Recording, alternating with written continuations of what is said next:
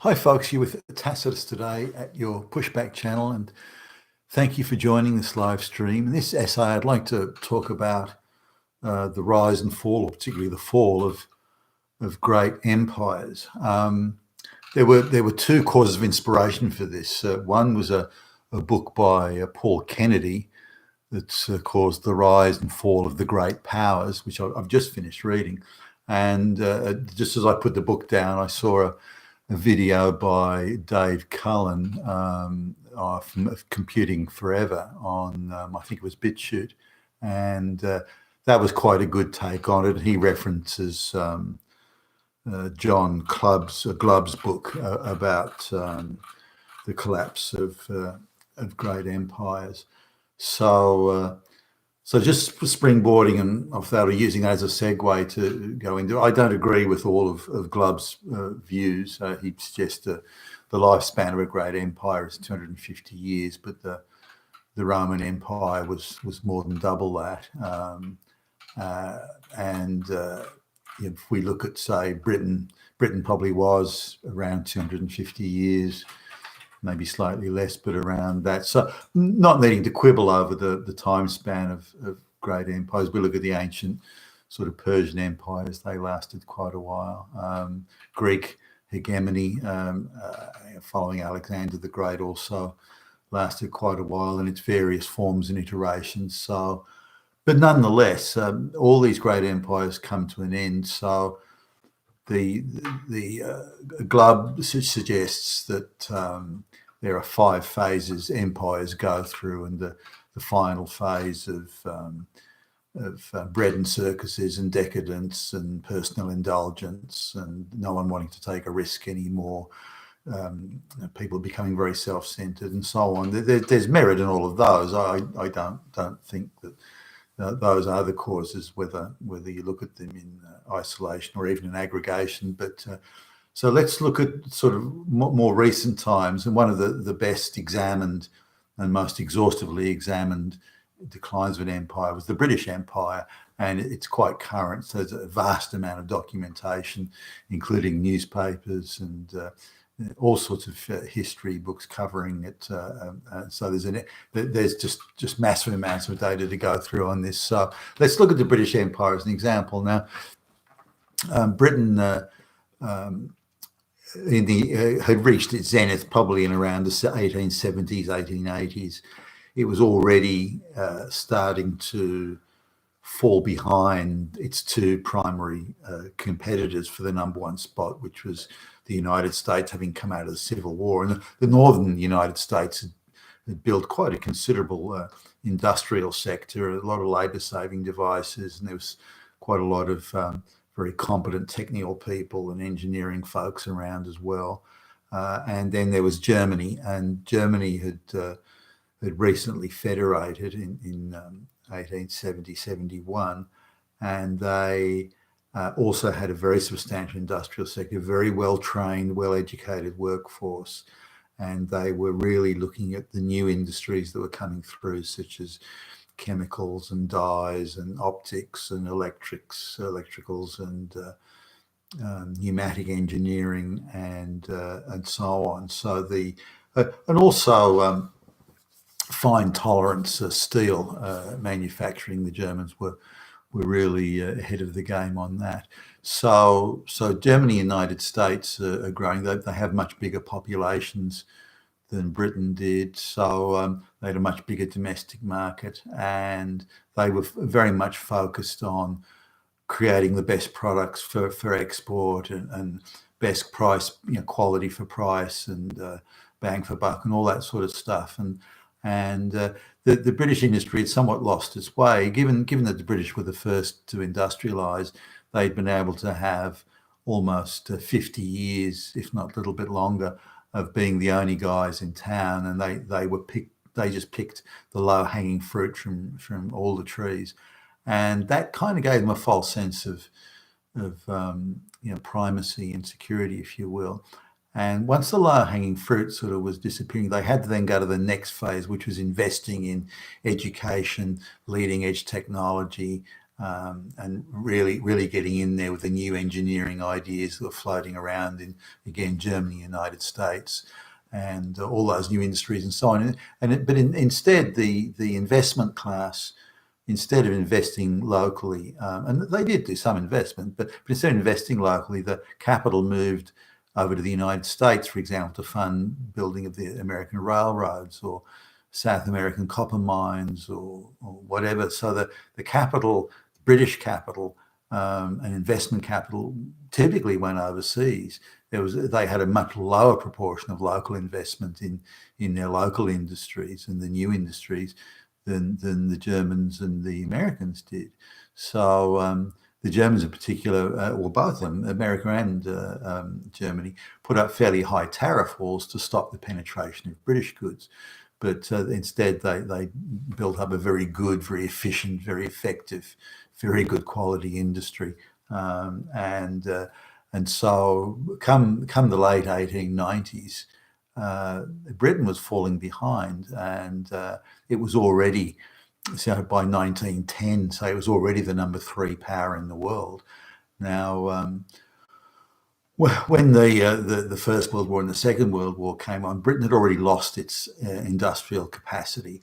Most of the difference was that it was the centre for international finance at the time, and a lot of shipping was British, so they had all the insurance business. So all this services business, and it was a big sector for Britain. So it's generally referred to by economists as the invisibles, because it's not a physical product, it's services. So the invisibles really were where they still were holding sway. But when there's a war, of course, all these things are lost. So all that revenue, all that income that Britain would otherwise have made, that was really cushioning its decline or making the appearance of its decline sort of much harder to identify. But in terms of industrial goods, industry, manufacturing, that sort of stuff, Britain was already falling into the second-rate power status. And this is what happens when empires are in decline. They lose the financial means to underwrite their position at the top and underwrite all the costs that are associated with it. Britain had to run quite a large navy, and they had to have detachments of armed forces all over the world, and they had to run a series of refueling and coaling stations and revictualling stations all over the place.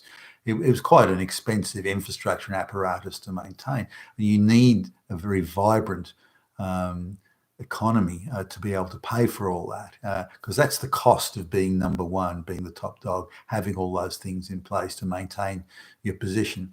And already by the 1890s, the British were really losing that capacity from any industrial sense anyway. And there was a lot of competition that was starting to come in from the United States on the services side, less so from Germany, but certainly from the United States.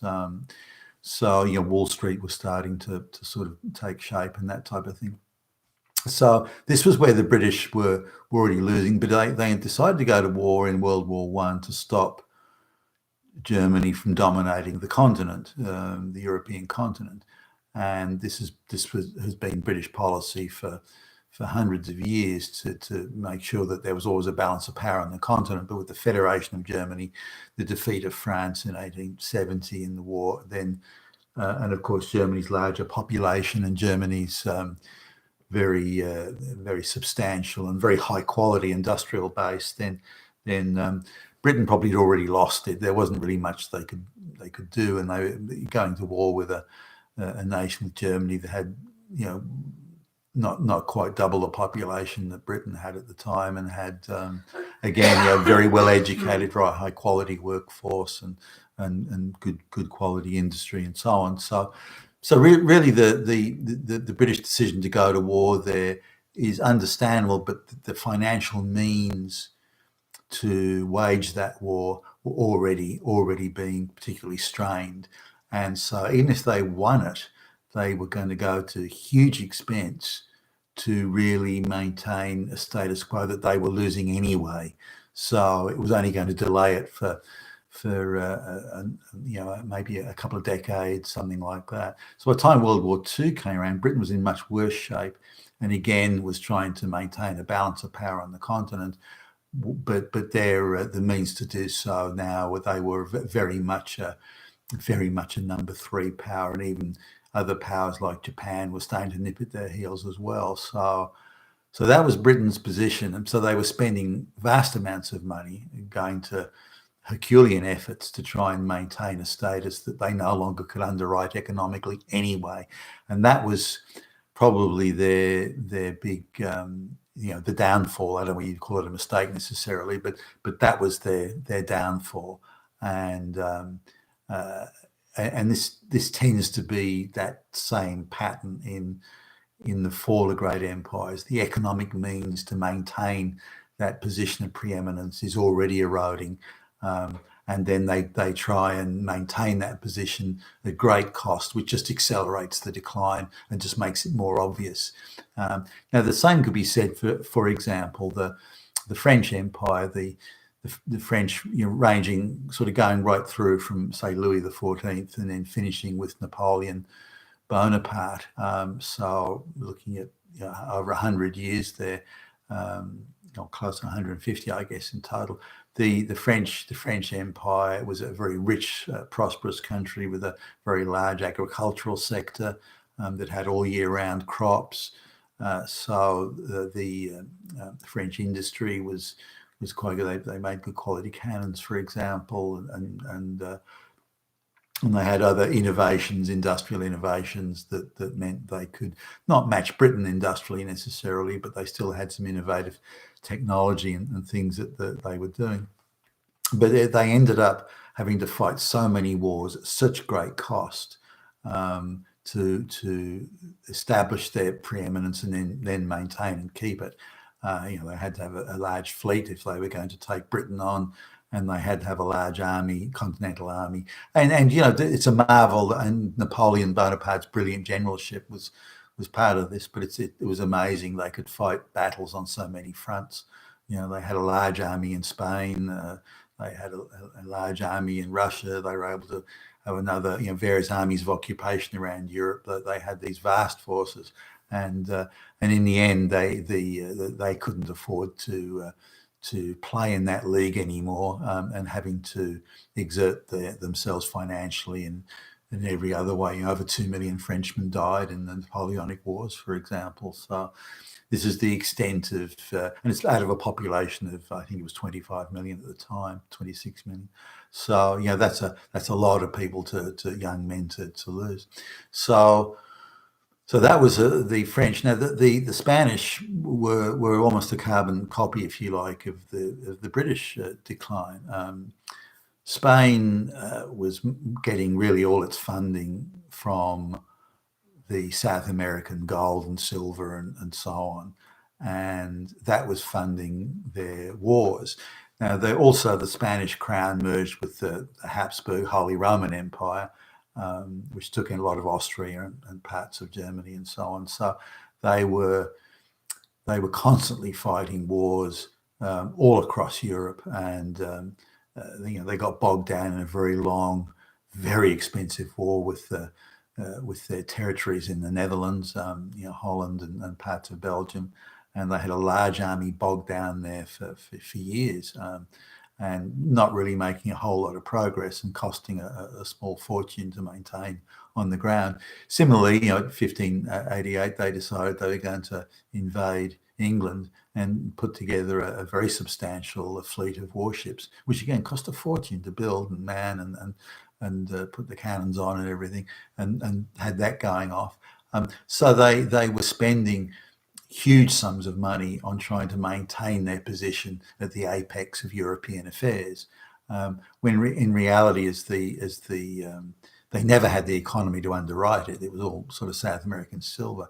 So as the silver started to diminish, and the gold from South America began to diminish, they still continued to try and win these many wars in many different places, while the economic means to do it were diminishing, and then they were taking loans which they couldn't repay, and then they couldn't pay the troops. The troops would mutiny, and it was a disaster all around. And why they persisted with trying to maintain themselves at the apex when the costs of that were far, far greater than their economy could ever sustain, was what caused the end of Spain. Spain never really recovered from that. I mean, it was even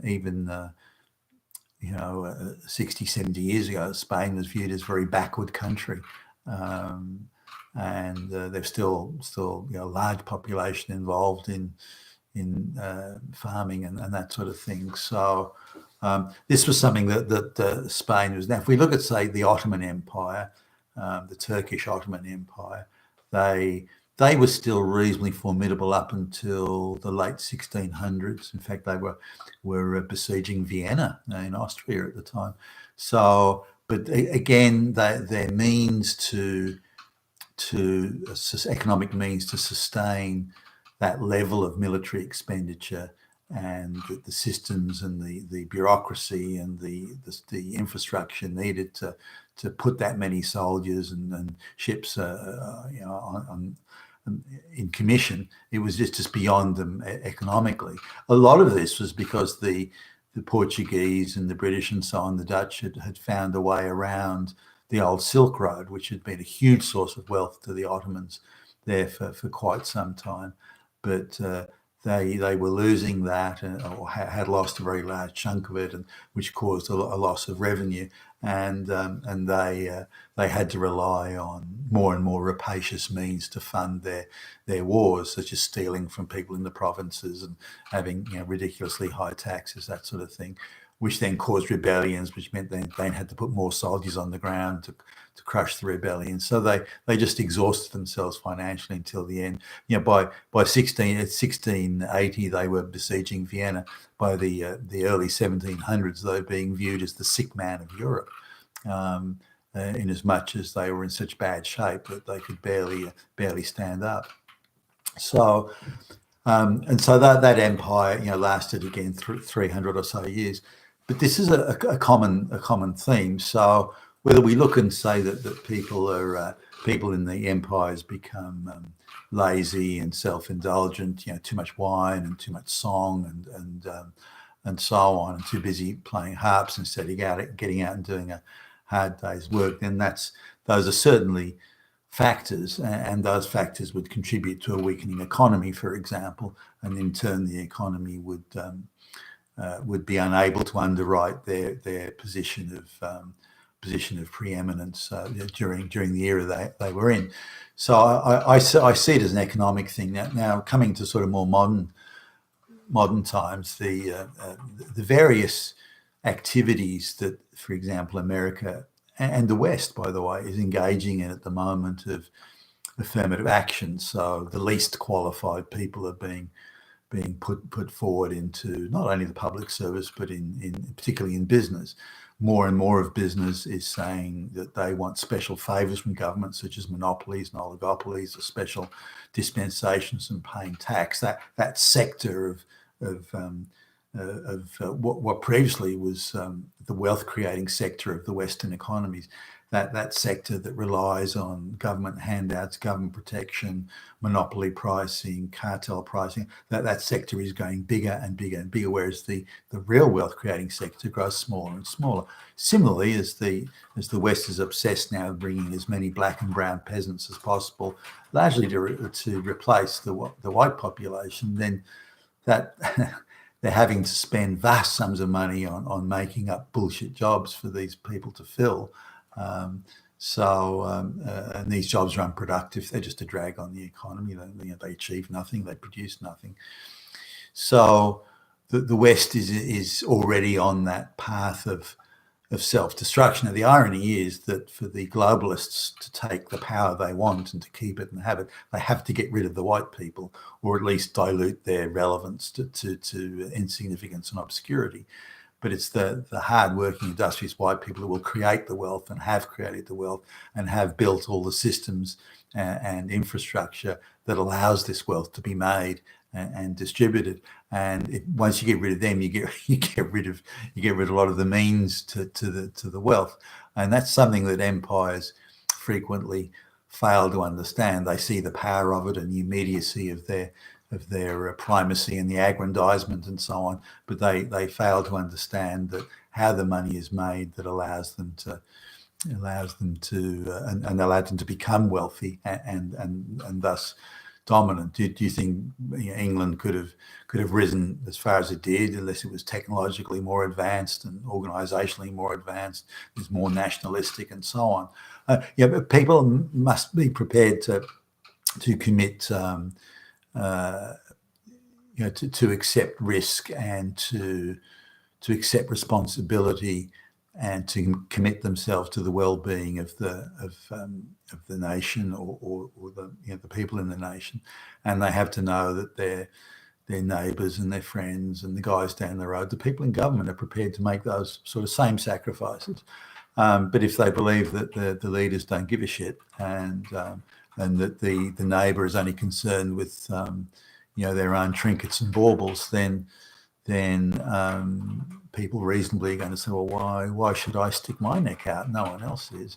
And then you have a situation that say, once great empires like the Chinese, the Song Empire and so on, when the Europeans came, the Chinese outnumbered the Europeans by hundreds of millions. It was 40 to 1, and yet they were unable to mount a defence because nobody really was prepared to fight. No one believed in the Manchu dynasty and those, there was just very few people prepared to go out of their way to defend it. They were more concerned with having little internal squabbles and so on.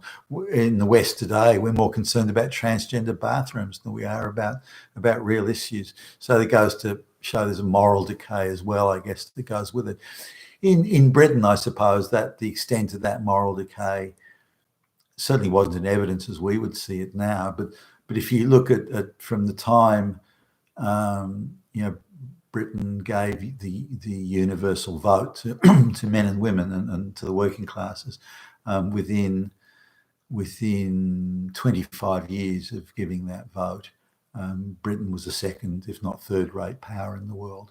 Now, whether the two are connected, I don't know. But if you look at the Roman thing, the Romans attempted to maintain their primacy by giving citizenship to people who hadn't really earned it and hadn't really contributed anything and weren't prepared to make any sacrifices for the Roman Empire.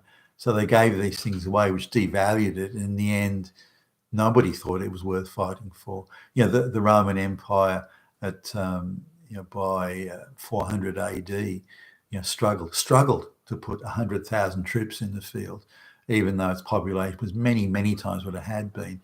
Now, at the time of, say, 240 BC, so 650 odd years previously, the Romans could put more soldiers in the field back then than they could 600 odd years later, and they were committed citizens who were committed fighting to the death for the cause of Rome and its empire. Whereas after 400 AD, they couldn't even summon 100,000, so they had to go begging to the Goths to help them fight the Huns. That was how bad it was, and how far they'd sunk. So that's my take on the rise and fall of empires. Have a look at Dave Cullen's vid. I thought it was quite good. But that's my take. You've been with Tacitus today, your pushback channel, and thank you for listening.